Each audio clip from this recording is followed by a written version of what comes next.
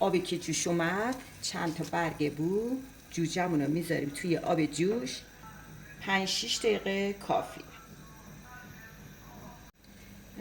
دقیقاً با در بسته 1 ربع گذاشتم که این جوجه کاملا بجوشه. بعد می‌داریم از آب خارجش میکنیم.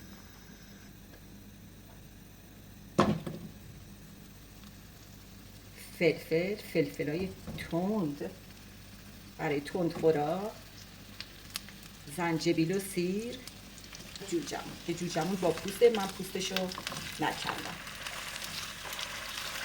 با شعله کم اجازه میدیم که هم سرخ بشه هم بپزه. یکم هم نمک میزنم بهش. ببینیم پیازه چه آبی انداخته.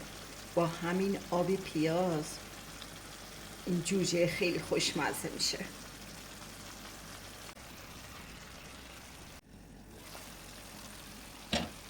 دیگه می‌دارم پوست لیمو ترش. من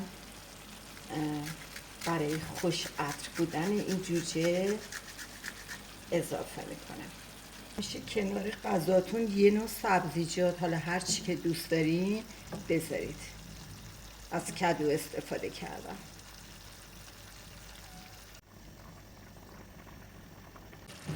یکم هم زعفرون به این جوجه‌مون اضافه میکنیم. برنج آبکش کردم، پر آرد،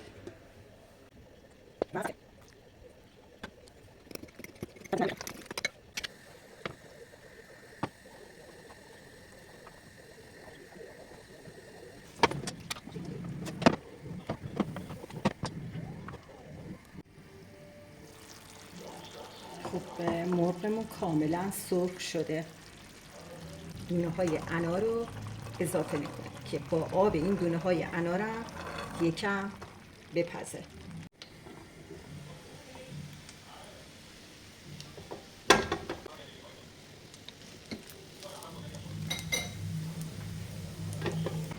غذامون هم 10 دقیقه دیگه آماده است. بریم سروش کنیم. غذامون آماده شد و خیلی هم تند. باور کنید اینقدر تنده که حالا اونایی که خیلی تند خورن که خیلی عالیه. اونی که تند نمیخوره فلفلشو کمتر کنه.